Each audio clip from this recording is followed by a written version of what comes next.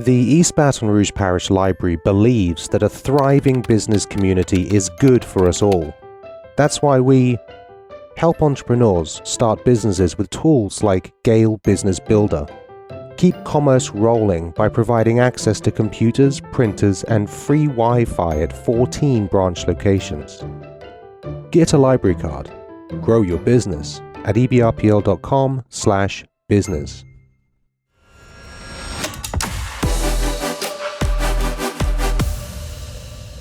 Good morning and welcome to Strictly Business. I'm your host, Penny Font. This webcast features conversations with Louisiana's most influential CEOs, entrepreneurs, and community leaders, with the goal of providing insights, ideas, and inspiration to help you and your business grow. We want to keep Strictly Business as interactive as possible. So for those joining us live, here's an icebreaker question for you. Submit your vote in the comments, and the results will be posted at the end of the webcast. Strictly Business is brought to you by the East Baton Rouge Parish Library. Without their support, this project would not be possible. In today's episode, we're diving deep into the Louisiana business outlook with two esteemed guests, Will Green, CEO of the Louisiana Association of Business and Industry, and Trey Godfrey, Senior VP of Policy for the Baton Rouge Area Chamber. Our discussion will explore the current business climate in Louisiana, focusing on key economic conditions like inflation and interest rates that are shaping the state's economic landscape. We'll also examine workforce development initiatives, highlighting efforts to equip Louisiana's labor force with the skills needed for a rapidly changing economy. And we'll review the recent Louisiana legislative session, discussing policies and regulations that could influence the state's economic trajectory. Will, Trey, welcome. Great being here. Thanks for having us. Will, let's start with you. Could you set our stage, so to speak, by giving our audience a brief overview of the current business climate in Louisiana as you see it? Yeah, so look, again, I appreciate the opportunity to come on and talk about the issues surrounding Louisiana's business climate. So, currently, I think as the CEO of the State Chamber, where the lobby is the State Chamber, State Manufacturing Association, we represent businesses of all shapes and sizes. We have about 2,000 members, and everyone from a small mom and pop business all the way up to some of the largest employers in the state. And so, currently in Louisiana, right now, if you kind of look at the state of things, we're living in a state that has more population leaving than coming in.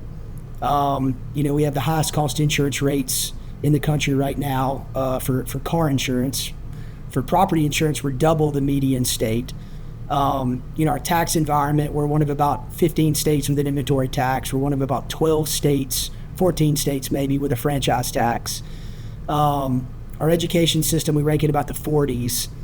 And, so when you look at those statistics, generally speaking, in Louisiana, not great, right? And so those are not things that, as a business, when you're looking to grow, expand, attract talent, or when we're looking to attract businesses to Louisiana, those are certainly statistics that, don't show up positively.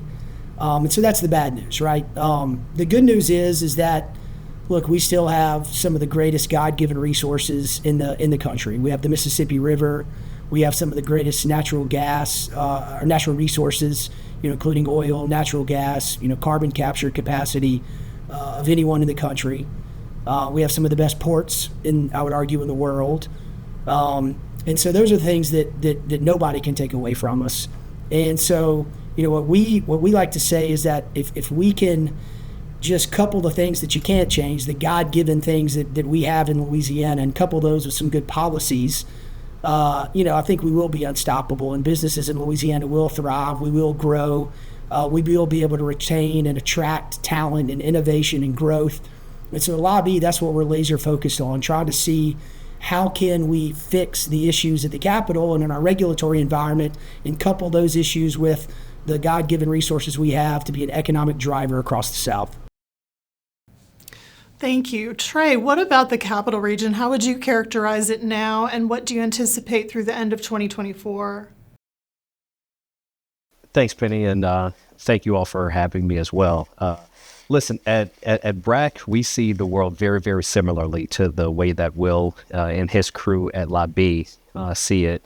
The Capital Region is a microcosm of what we're seeing statewide. When you hear anyone in a space like the one that I operate in, which is both a chamber and a regional economic development organization, you're going to hear some of the same words that Will just and the number one of which is talent. Look, from the Capital Region, from Baton Rouge specifically, we've had a negative outmigration, particularly among young professionals, for 11 of the last 12 years. And no region has a very positive future hemorrhaging young talent that way. So that's an extreme challenge, as well as the other things that Will just mentioned. Insurance costs, of course, in the business world are an extreme pain point. In the Capital Region, you can't be in anybody's workplace, around anybody's water cooler or break room or copy machine without hearing folks talk about education, quality of life, transportation infrastructure, and traffic. And so those are all things that we come to this place every day to work to fix. And look, there's plenty of silver lining here. Will mentioned our natural resources and all the advantages that we have there. And our greatest advantage, I think, our greatest resource is our people. In the Capital Region, and look, it's early August, so school is just starting.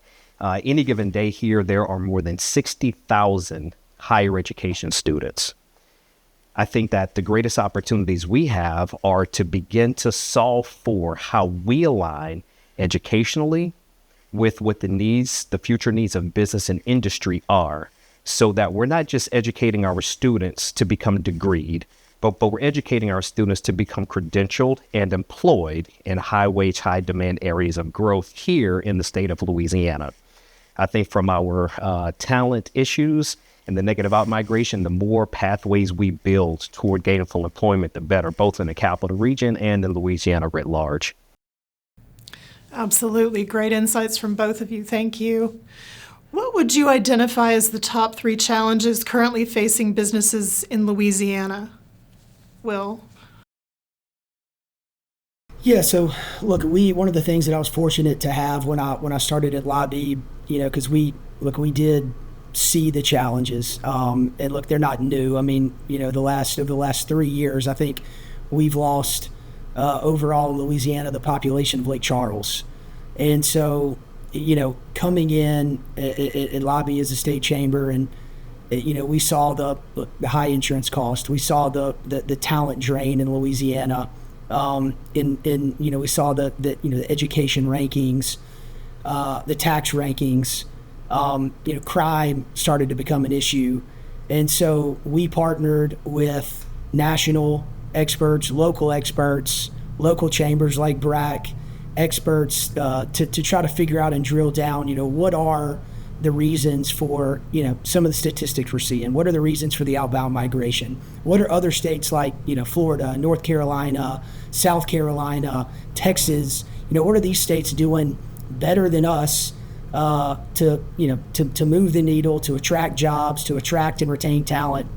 And so really it boils down to a few things. It's no secret. There's no silver bullet to it. It's you have to have focus on education and get better there, because you need a trained workforce, as Trey alluded to. Our tax climate it always pops up as a major issue. Businesses want certainty, they want predictability, and they want transparency. And unfortunately, in Louisiana, our tax climate is anything but. And then safety and resiliency. And so our infrastructure. Not only accountability in our criminal justice system, but also we need to do a better job in our reentry. How are we training our ex-offenders to be productive citizens when they leave the civil justice system? And so I think those are 3 things that always rise to the top. That when we talk to businesses, they want to see us address our education environment, a trained workforce. They want to see us address aggressively economic development through better. Through our better tax climate, and safety and resilience, insurance, and things like that. And look, it's not only the business climate. I mean, if you look at the latest polling numbers, just the Louisiana citizens in general, the top 2 issues that continue to be at the forefront are the insurance crisis and our heavy and complicated tax burden. Trey, what about the Capital Region? Yeah, you asked for the top three. I can give you 10, but I'll cut it off at three. We'll mention public safety, and as we talk to our investor base, which is probably 1,200 strong, it comes up over and over and over. And look, we've seen the statistics. We know what happened after the COVID disruptions, and we saw an increase like we've never seen before, which mirrored national trends. Unfortunately, Baton Rouge and the Capital Region has decoupled from national trends, in that in most urban environments, we see a heavy decrease in violent crime, even in some of our neighboring regions like the greater New Orleans area, while we here in greater Baton Rouge are moving in the opposite direction. And any conversation we have always begins with that. Now, there are some low-hanging fruit things, but I mean, we're also dealing with some very deep-seated structural issues that if we're ever going to make headway, we have got to solve for those by way of partnerships. And so we're deeply involved there. Second thing is, I'd say, education. And we are in East Baton Rouge Parish specifically coming off of what became an unfortunate and sometimes ugly saga when it came to bringing on a new school superintendent. There is, though, a lot of energy and a lot of optimism moving forward about our new superintendent of schools. And listen, regionally, our schools look great. The unfortunate part is the rankings of our regional school systems are brought down by the lowest. But we've also got the highest performing school systems in the state, in the Capital Region. When you look at West Feliciana, you look at Ascension and others. And then the third thing, of course, I'm gonna be a little repetitive here with my first comments, is traffic transportation infrastructure. We are fortunate in that we've got a lot of projects that are happening right now locally with the Move BR program, and of course with state programs that are widening I-10 through the city core of Baton Rouge, that are keeping the new Mississippi River South Bridge, at least that process is still going, and hopefully it nets us a new bridge in the next decade. And then there's renewed energy around an airline highway bump project, expansions of capacity of Highway 30 through Iberville and Ascension parishes. And so those are challenges, each of which does have positives along with it in ways that our organization and Wills and partners of ours are very actively working inside of. Thank you. Trey, let's start with you this time. What are the primary goals of BRAC in the coming year? Yeah, this is a really fun question to answer because we've got new leadership now. New leadership, new vision, a whole lot of energy. Lori Malosov, who is a veteran of BRAC and was here when BRAC went from just being a chamber of commerce to becoming an economic development organization. Lori took over the helm last month. And so I think that what folks can expect to see is BRAC to look, to feel, and to sound different.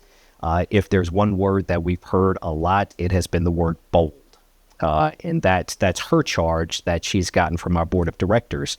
So from a policy and an economic development standpoint, you're going to see BRAC make some really, really bold moves. One of our goals is to go to a more sector-aligned strategy when it comes to our economic development work.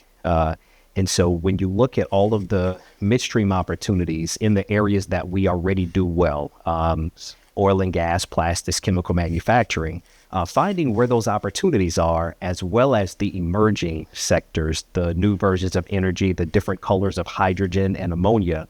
I was just looking at our project pipeline earlier, and there are some 58 projects in the pipeline, over $45 billion worth of projects from feasibility all the way through different investment stages.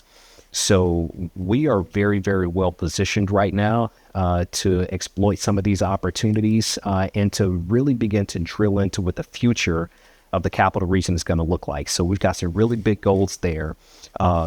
Look, we're going to team up and support the work of Lobby coming into this next legislative session as well, because there are some structural issues in the tax and in the insurance world that if we don't solve for, we can't create a better business climate.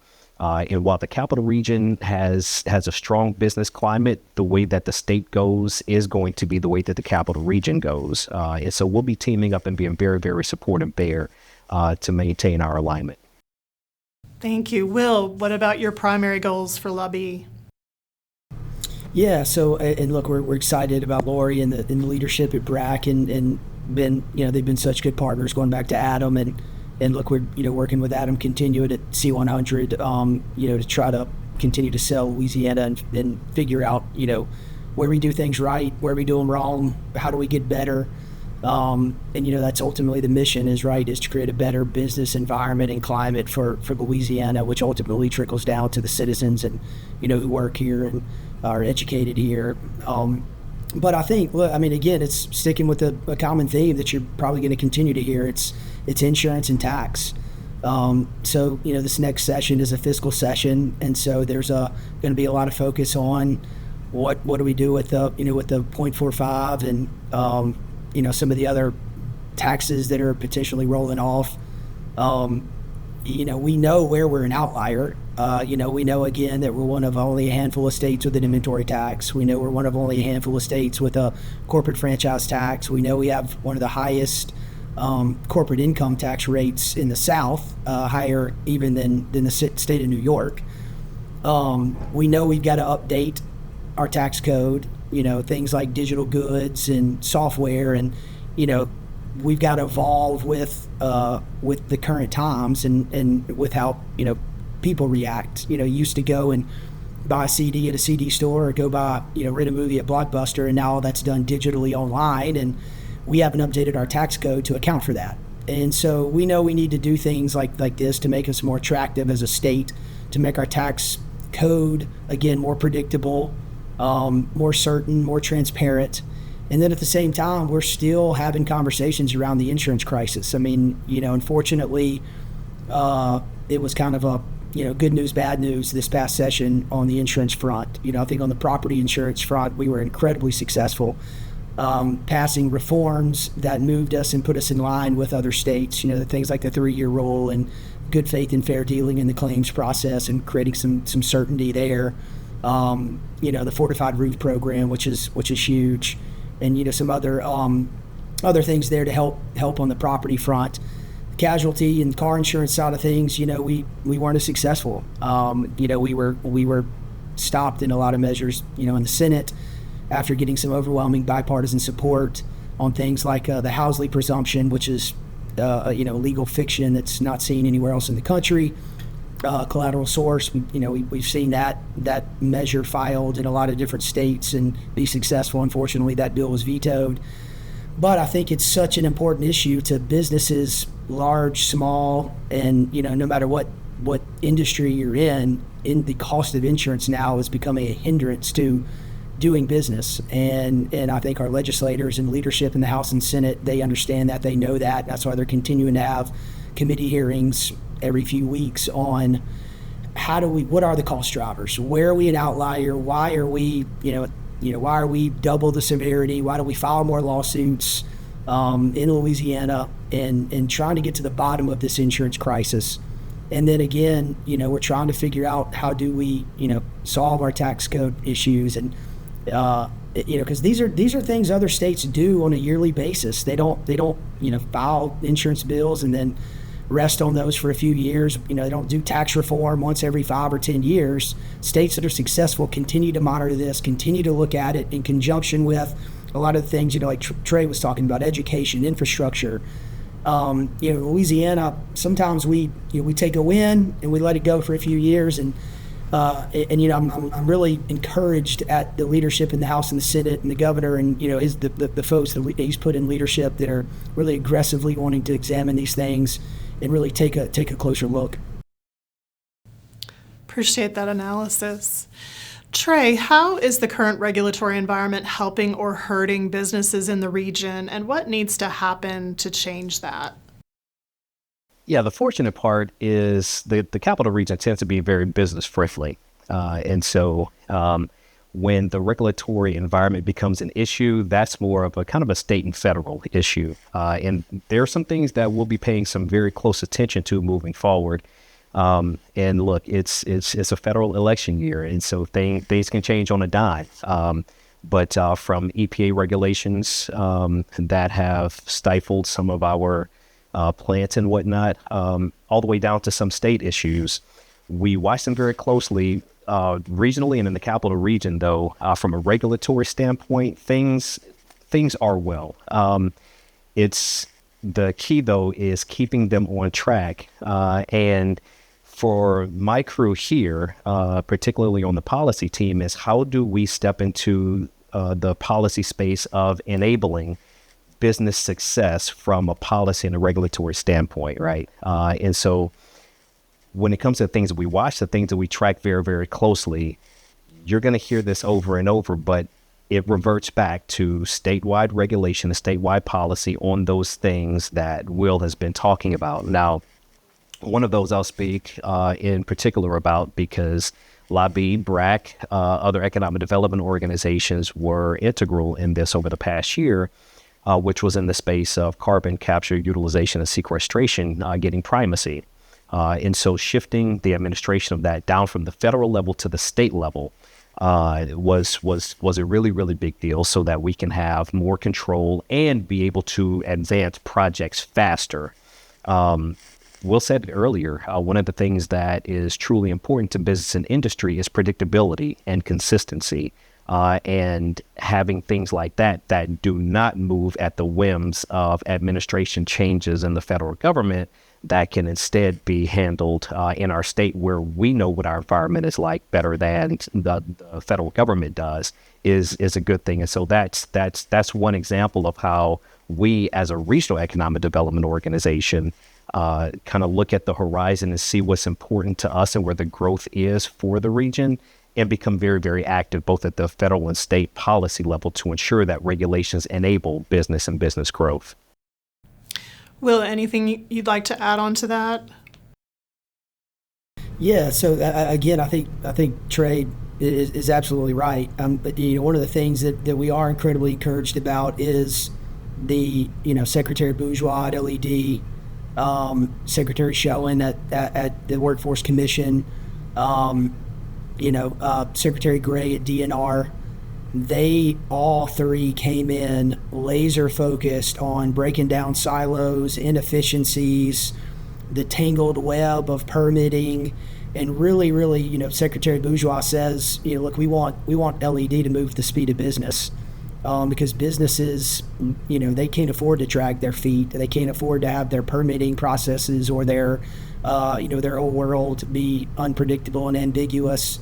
And so, just like Trey said, I mean, breaking down some of the silos and inefficiencies that we've seen in government, both at the federal level and at the state level, with this new administration and some of the new permitting rules and regulations that have come out, are going to be just a huge shot in the arm to industry in Louisiana, and really is going to put us in the forefront in a lot of areas, especially like carbon capture, where we can be a leader. I mean, we really can.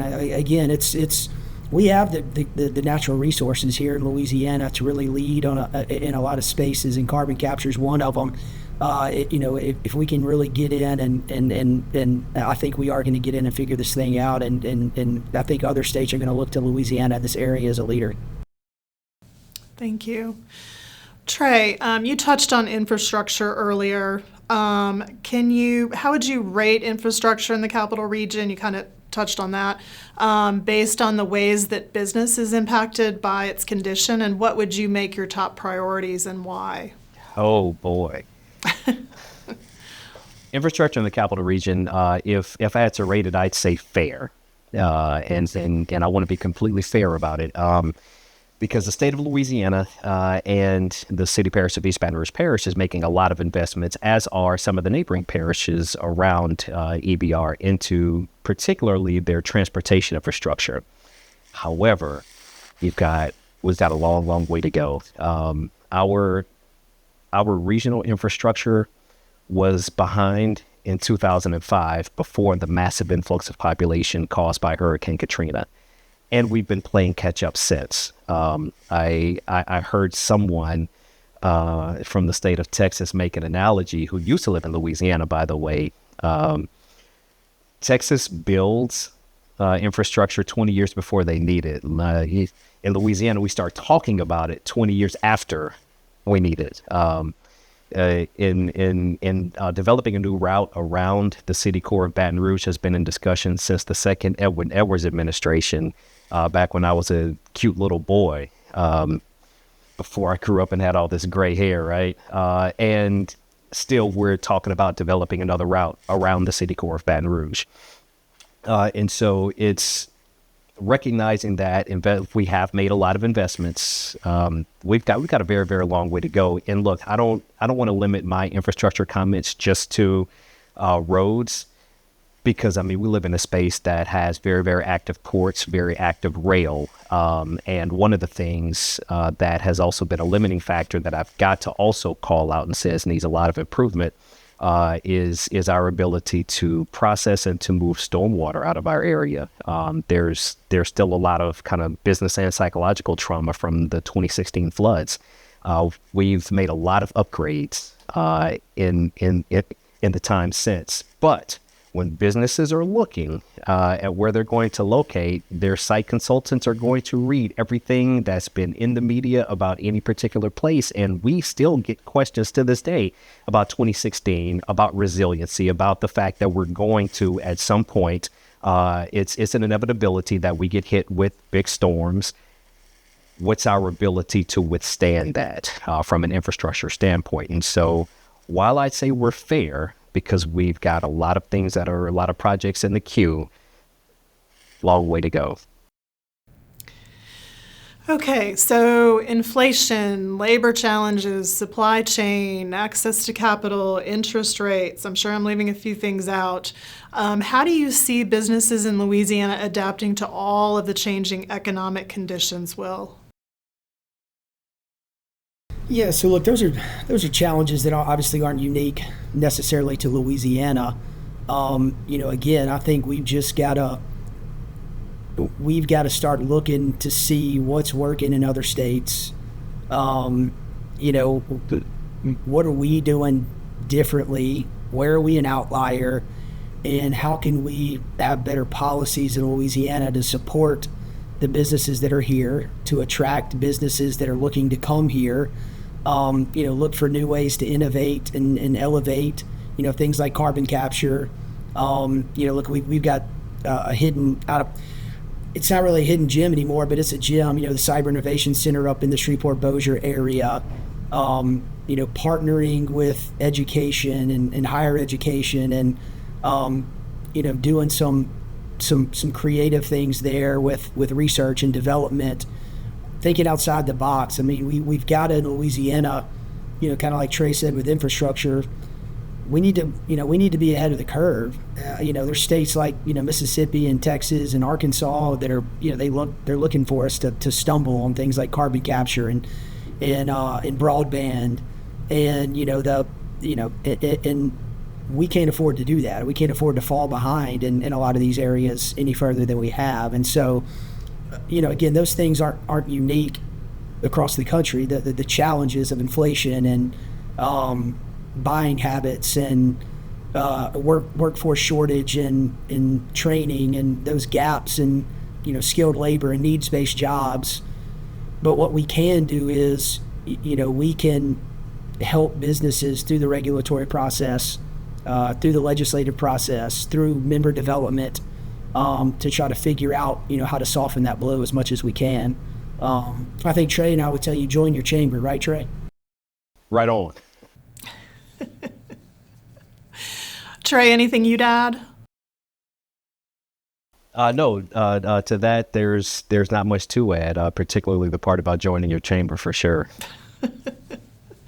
All right, how can Louisiana businesses best prepare for the economic outlook over the next 5 years? Trey, if you can start with this from a capital region perspective, and then Will on Louisiana. Yeah, the great thing is that there's already a game plan and a playbook out there, right? We see where the growth is. It's been projected. We see where the projects are right now.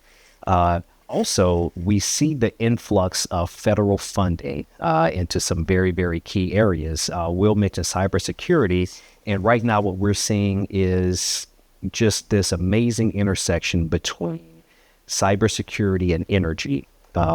One of my colleagues, Andrew Fitzgerald, says it like this. He says, energy security is national security. And so you've got massive federal funding by way of National Science Foundation coming into LSU, the Ace to the Future grant down across the I-10 corridor in South Louisiana from Greater New Orleans down here all the way through the Lake Charles area. And when you look at some of the things happening out of our research institutions, particularly LSU, around energy and that intersectionality with security and cybersecurity, the growth of that can be absolutely transformational for this region.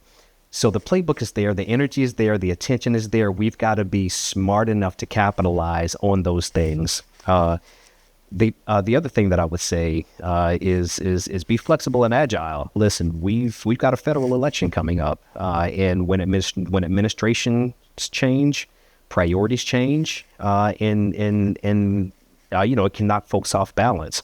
One of the best things I'd heard before was something. It may have been attributed to Steve Jobs, Jeff Bezos, one of the two, is when you're looking at the future, instead of trying to project what may change, try to look at what's going to stay the same. What's going to be true 5 years from now that's also true today, right? And the evolution of energy is one of those. And so the opportunities are going to be there, right? The necessity for very smart insurance policy, right? In moving the state is, businesses need that level of certainty. So the policy work is going to be there. The necessity for stable tax policy and tax apparatus is also going to be true. So the policy has got to meet that. And that's from a policy standpoint and a business standpoint, how I'd see looking forward 5 years into the future. So as we draw to a close, what advice do each of you have for business leaders looking to navigate the current economic landscape? Will, let's start with you.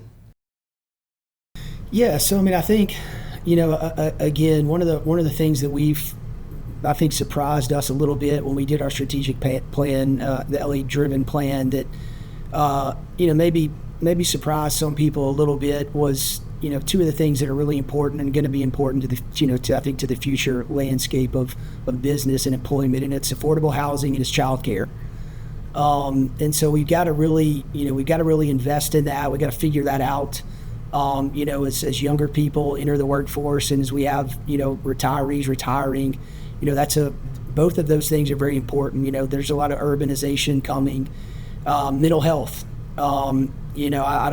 Some people blame cell phones and kids, staying inside more, and people not kids, but just people in general, not interacting as much. And so, look, employers are telling us mental health is a challenge. And so how do we help businesses through the HR mechanism or however that is, navigate mental health challenges?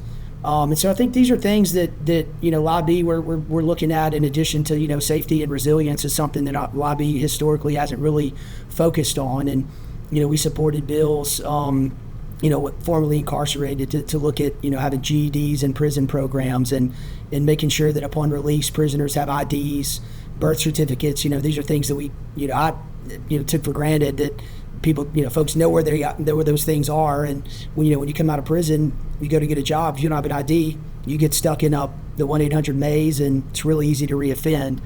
And so I think, these are things that we're going to focus on, in addition to, obviously, again, it goes back to education, it goes back to insurance, it goes back to the tax climate. Fortunately, I think Dr. Brumley, with his accountability plan, is really going to move us forward. We're excited about that. Passing education savings accounts, we're a leader on, in that area. And, corporate charter schools, that's something that I think we're a leader across the country on, that is really a incredible resource for our state to be really good at the corporate, just the charter program, that having corporate charters, that's a tool and an asset to a lot of businesses in Louisiana. And so, look, I think there is really, really a lot to be excited about in Louisiana, and I really am anticipating us to continue to move in the right direction, and partner good policy with, again, just the natural resources that we have, and I really do think that we're going to continue to improve in a lot of ways. Trey, any advice you have for business leaders to navigate? Yeah, for sure. And I'll double click and click the like button on a couple of things Will said. Childcare and early childhood education and affordable housing are both key components of workforce infrastructure, for sure. Where I challenge businesses is to step off the sidelines, right? There's a lot to solve for. There's a lot of work that's got to be done. And I would encourage businesses and business owners to step off the sidelines and become very, very involved in the solution to these issues. I think that very often we have fallen into the trap of kind of top-down solution orientation from government outward. And I think that what we've seen nationwide, best practices, is that more distributive forms of leadership move regions, move states forward faster. We've seen this in Indianapolis. We've seen it in Pittsburgh, cities whose industry went away over the decades and have reinvented themselves. We in Louisiana have an amazing opportunity, and Will spoke to a lot of it, to reinvent ourselves. But it's going to take all of us. It's going to take a collective apparatus of leadership as opposed to just top-down solutions that are generated by some government entity. And it takes CEOs and business people stepping into the arena and playing. One of the things we talk a lot about here is the conversations that happen around water coolers. And as much as we want to push those water cooler conversations away from just the workplace and into a place of action where we call folks into a higher calling toward bringing solutions and moving smart solutions to these issues forward. Absolutely. Will, Trey, thank you so much for taking the time to join us today. We appreciate it. Yeah, thank you. It's been great. Thanks so much. And thanks also to our viewers for joining us today, as well as our sponsor, the East Baton Rouge Parish Library. Please join us again for the September 18th episode of Strictly Business. On behalf of our show's director, Tim Coles, and myself, enjoy and make your day a great one.